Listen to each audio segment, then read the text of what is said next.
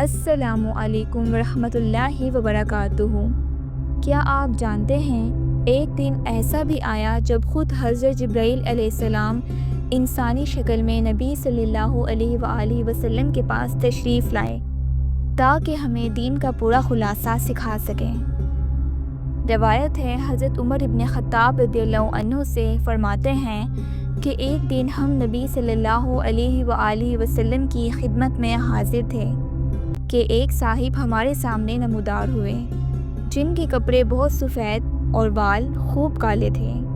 ان پر آثار سفر ظاہر نہ تھے اور ہم سے کوئی انہیں پہچانتا بھی نہ تھا، یہاں تک کہ حضور صلی اللہ علیہ وسلم کے پاس بیٹھے اور اپنے گھٹنے حضور صلی اللہ علیہ وآلہ وسلم کے گھٹنوں شریف سے مس کر دیے اور اپنے ہاتھ اپنے زانوں پر رکھے اور عرض کیا، اے محمد صلی اللہ علیہ وآلہ وسلم، مجھے اسلام کے متعلق بتائیے۔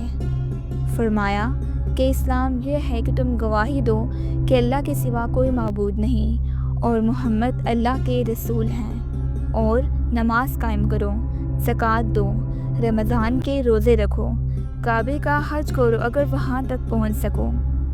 عرض کیا کہ سچ فرمایا۔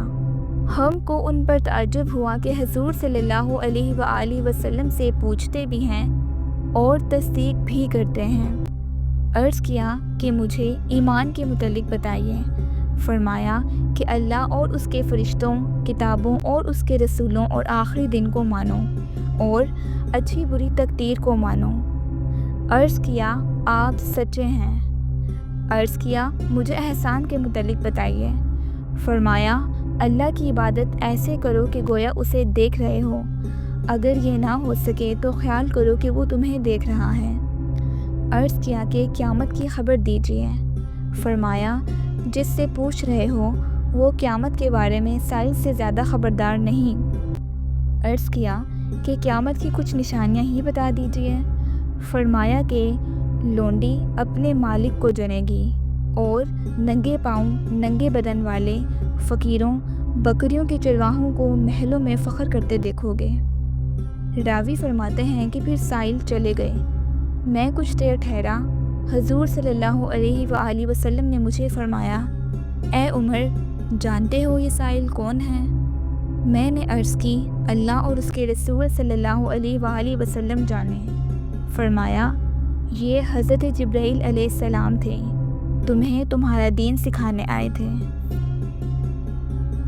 یہ حدیث جبرائیل کہلاتی ہے اور یہ دین اسلام کا ایک مکمل خلاصہ ہے۔ اس میں 3 بنیادی ستون بیان ہوئے۔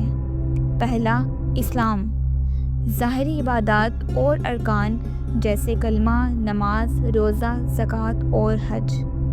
دوسرا، ایمان، دل کے عقائد جیسے اللہ، اس کے فرشتے، کتابیں، رسول، قیامت اور تقدیر پر ایمان۔ تیسرا، احسان، عبادت میں ایسا خشوع و خضوع کہ گویا ہم اللہ کو دیکھ رہے ہیں اور ہر لمحہ اس کے سامنے ہیں۔ یہ واقعہ ہمیں سکھاتا ہے کہ دین صرف عبادات کا نام نہیں بلکہ عقیدہ، عمل اور دل کی کیفیت تینوں کو مکمل کرنا ہی اصل کامیابی ہے۔ اے اللہ، ہمیں کامل ایمان، خالص عمل اور دل کی گہرائیوں سے تیری عبادت کرنے کی توفیق عطا فرما، اور قیامت کے دن ہمیں اپنے محبوب صلی اللہ علیہ وآلہ وسلم کی شفاعت نصیب فرما۔ آمین۔